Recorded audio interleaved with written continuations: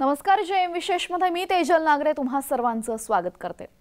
शिवसेना शिंदे गटाचे आमदार संजय शिरसाट यांनी मोठा दावा केला। राष्ट्रवादीचे नेते जयंत पाटील अजित पवार गटात येतील असं संजय शिरसाट यांनी म्हटलं।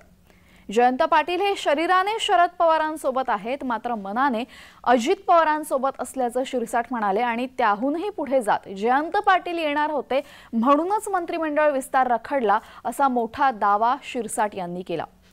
सत्ताधाऱ्यांकडून सातत्याने जयंत पाटील यांच्या भूमिकेवर प्रश्नचिन्ह उपस्थित केलं जात आहे। जयंत पाटलांच्या भूमिका कशा भाजपासोबत जाण्याच्या होत्या याविषयी वारंवार भाष्य केलं जात आहे, मात्र त्याला थेट उत्तर जयंत पाटलांनीही देणं टाळलेलं आहे आणि त्यामुळेच संशयाला जागा असल्याची चर्चाही होते। अजित पवारांच्या बंडानंतर जयंत पाटील आपली पुढची राजकीय वाटचाल शरद पवारांसोबत करणार की दुसरा मार्ग निवडणार यावर सध्या राजकीय वर्तुळात चर्चा सुरू आहे आणि या चर्चेचं कारण म्हणजे संजय शिरसाट यांनी केलेलं हे वक्तव्य। तुम्हाला आज माहितीच तर सांगतो, ही एक बातमीच आहे। हा जो विस्तार रखडला होता ना मंत्रिमंडळाचा, जो वारंवार तुम्ही प्रश्न विचारतायत ना, ते जयंत पाटील येणार होते म्हणून विस्तार थांबला होता आणि ते आज निष्ठेच्या गप्पा करतायत। त्यांनी आता ह्या सगळ्या गोष्टीला आता तरी थांबावं, नसता अनेक गोष्टी जेव्हा बाहेर येतील त्या टायमाला त्यांना सुद्धा आपण कुठे होतो आणि आपलं काय झालं कळेल। नाही काय म्हणजे आता जयंत पाटलांचं काय जरा सांगा ना, तपशील जरा कळू ना। आता माती उकरली तर मग जयंत पाटील अजित पवारांसोबत येणार होते म्हणून थांबलं होतं सगळं। काय नेमकं जयंत पाटलांनीच हा प्रस्ताव मुळात दिला होता की आपल्याला आता भाजप बरोबर जायचं आहे। त्यासाठी झालेल्या बैठकीमध्ये ही सर्व चर्चा झाली होती आणि आता आपण सर्वजण मिळून शरद पवार साहेबांना सांगू, हे सर्व बैठकीमध्ये त्यांचं ठरलं होतं। आजही जयंत पाटील फक्त शरीराने तिकडे आहेत, मनाने अजितदादांबरोबर आहेत असं माझं मत आहे। राहिला विस्तारचा प्रश्न ना, आमची जी माहिती आहे की ते येणार होते म्हणून विस्तार थांबला होता। कुणाबरोबर बैठक झाली होती आणि मग ते का आले नाही? येतील, काही आता त्यांना काही अडचणी आल्या असतील म्हणून ते आज विरोधात बोलून कधीतरी आपली साईड सेव्ह करायचा प्रयत्न करतात, पण ते येतील।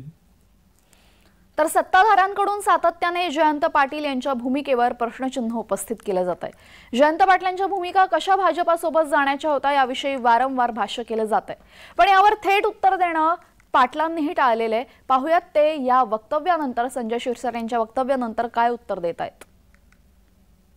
म्हणत असतात वेगवेगळ्या ह्याच्यात, त्यामुळं मनाने आणि शरीराने तिकडे भासवणारी लोक मनाने इकडे पण आहेत। ते असं चालूच असतं।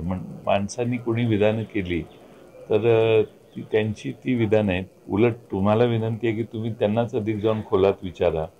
मला जी माहिती नाही ती जर त्यांच्याकडून कळली तर मला जास्त आनंद होईल।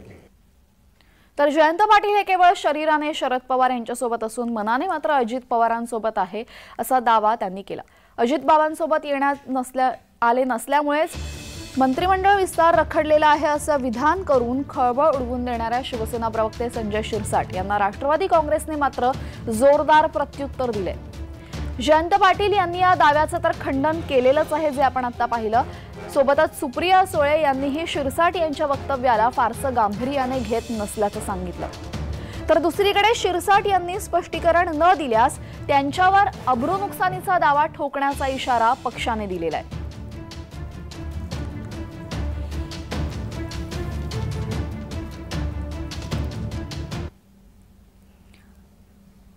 तर राष्ट्रवादीमध्ये फूट पडली। राष्ट्रवादीमध्ये दोन गट निर्माण झाले, सुप्रिया गट आणि दादा गट। दादा गटामध्ये जयंत पाटील आले नाही, ते सुप्रिया गटासोबत राहिले। मात्र दोन्ही गटांना जयंत पाटील हवे आहेत। हे जयंत पाटील नक्की कोण आहेत पाहूयात। विजेटीआय या संस्थेतून त्यांनी अभियांत्रिकीची पदवी घेतलेली आहे। सहकार महर्षी राजाराम बापू पाटील यांचे ते पुत्र। पेशाने राजकारणी आणि व्यावसायिक। हॉटेल आणि वस्त्रोद्योग यामध्ये प्रत्यक्ष अप्रत्यक्ष त्यांचा सहभाग। इस्लामपूर मतदारसंघावर त्यांची चांगलीच पकड आहे। सांगलीतील एकमेव मोठा नेता म्हणून ते ओळखले जातात।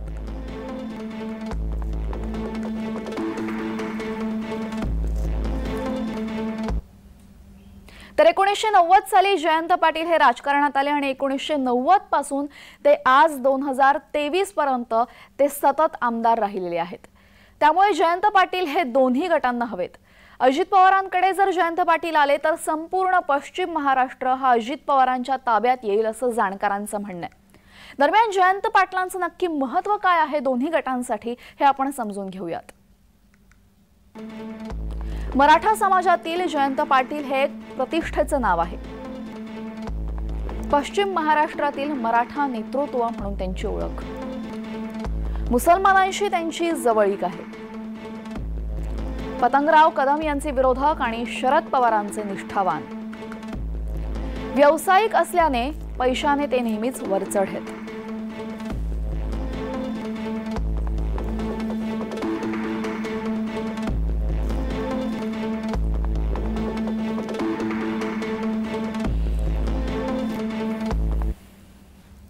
तर राष्ट्रवादीच्या स्थापनेपासूनच शरद पवारांच्या खऱ्या राजकीय वारसासोबत म्हणजेच अजित पवारांसोबत जयंत पाटलांचं कधीच पटलं नाही।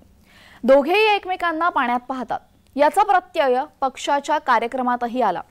जयंत पाटील पक्षासाठी फायद्याचे नाहीत हे अजित पवारांनी खुलेआम बोलून दाखवलं। पाहूयात त्यावेळेस नक्की काय घडलं होतं। आता इतके वर्ष सगळीकडे काम केलंय, मला स्टेजवरच्या मान्यवरांना आपल्यालाही सगळ्यांना सांगायचंय, मला विरोधी पक्ष नेत्यामध्ये फार काही इंटरेस्ट नव्हता, परंतु आमदारांनी आग्रह केला, त्यांनी ते सह्या केल्या आणि त्याच्यामुळे मी त्यांच्या खातर आणि नेते मंडळींनी पण सांगितलं अजित तू त्या ठिकाणी हो। 1 वर्ष मी विरोधी पक्ष नेतेपद सांभाळलेलं, ते सांभाळत असताना काहींचं म्हणणं तू कडक वागत नाही। आता म्हणलं काय त्यांची गचोरी धरू का काय करू, कडक वागत नाही म्हणजे काय अजून कळत नाही। पण म्हणलं आता बाद झालं, मला त्याच्यातनं मुक्त करा आणि संघटनेची जबाबदारी द्या आणि मग कशा पद्धतीने पक्ष चालतो। एक मिनिट, अर्थात हा अधिकार हा नेते मंडळींचा आहे, पण माझी इच्छा आहे, बाकीचे वेगवेगळे इच्छा प्रदर्शित करतात। आजपर्यंत पक्षाने जी जबाबदारी दिली ती जबाबदारी मी पार पाडलेली आहे। थोडं संघटनेत कुठलंही पद द्या, काय कसलंही पद तुम्हाला जे योग्य वाटेल ते द्या, त्या पदाला न्याय दाखवून देईल एवढा शब्द देऊन थांबतो। आपल्या पक्षाचे भुजबळ साहेब सुरुवातीला अध्यक्ष झाले, 99 साली पवार साहेबांनी त्यांच्यावर जबाबदारी दिली होती। 5 महिने मिळाले, 5 महिने 3 दिवस 58 जागा आपल्या आल्या। बबनराव पाचपुते यांना नंतर 3 वर्ष 4 महिने 15 दिवस मिळाले, तेव्हा त्यांच्या काळात निवडणुकाच झाल्या नाही। 2004 ला RR पाटील 1 वर्ष 8 महिने मंत्री असताना अध्यक्ष असताना 71 जागा आल्या। 2008 ते 2009 त्यावेळेस त्याला पुन्हा अध्यक्ष केलं, तेव्हा 62 जागा आल्या। अरुणभाईंच्या 4 वर्षाच्या काळात निवडणूकच झाली नाही। मधुकरराव पिचडांच्या 3 वर्षाच्या काळात, पावणे 4 वर्षाच्या काळात निवडणूकच झाली नाही। भास्कर जाधवांच्या 1 वर्षाच्या काळात निवडणूक झाली नाही। सुनील तटकरेंच्या काळात अतिशय प्रतिकूल परिस्थिती होती, ते 3 वर्ष 10 महिने अध्यक्ष होते, त्यांचे 41 जागा त्यावेळेस निवडून आल्या, 42 काँग्रेसच्या आल्या। जयंतराव गेले 5 वर्ष 1 महिना प्रांताध्यक्ष आहेत।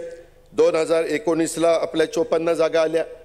अजितदादांनी मगाशी सांगितलं, माझी विनंती आहे, मी गेले आता 5 वर्ष 1 महिना मी अध्यक्ष झालोय, दादांनी महिने मोजलेले आहेत माझे।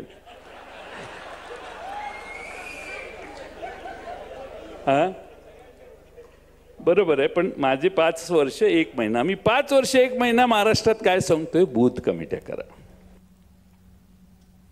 तर राष्ट्रवादी काँग्रेसचे नेते आणि माजी अर्थमंत्री जयंत पाटील यांच्या संदर्भात ही चर्चा सुरू आहे। जयंत पाटील यांनी 2001 ते 2009 या कालावधीमध्ये महाराष्ट्र सरकारच्या ऑनलाईन लॉटरी विभागामध्ये तब्बल 2.5 ते 3 लाख कोटींचा महाघोटाळा केल्याचाही आरोप त्यांच्यावर माजी सनदी अधिकारी आनंद कुलकर्णी यांनी मंगळवारी केला।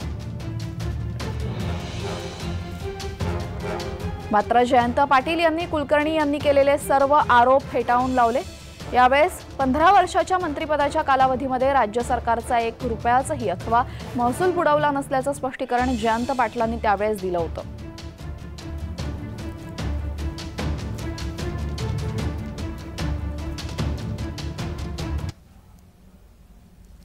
तर जयंत पाटील 1990 पासून सक्रिय राजकारणात आहेत आणि 1990 पासून ते आज तागायत ते आमदार म्हणून आहेत। इतकी मोठी त्यांची कार्यक्षेत्राचं असं असूनही जयंत पाटलांच्या अनेक इच्छा अजूनही अतृप्त आहेत. जयंत पाटलांच्या महत्वाकांक्षा काय आहेत हे आपण पाहूयात. पश्चिम महाराष्ट्र पलीकडे प्रभाव क्षेत्र निर्माण करणे, राष्ट्रवादीत पवारांनंतरचा नेता होणे, अजित पवार आणि सुप्रिया यांच्या हाताखाली न राबणे, राजकारणात वारस प्रस्थापित करणे आणि महाराष्ट्राचा मुख्यमंत्री होणे.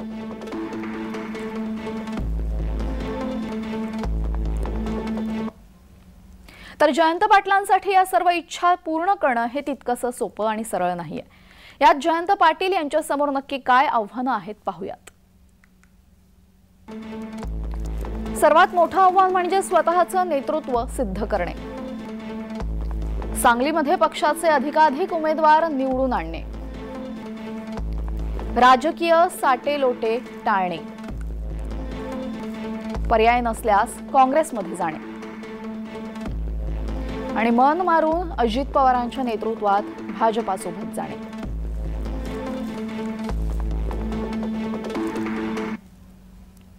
जेएम विशेषमध्ये वेळ झालेली आहे एका छोट्याशा विश्रांतीची. विश्रांतीनंतर पाहूयात विशेष कार्यक्रम जय श्रीराम.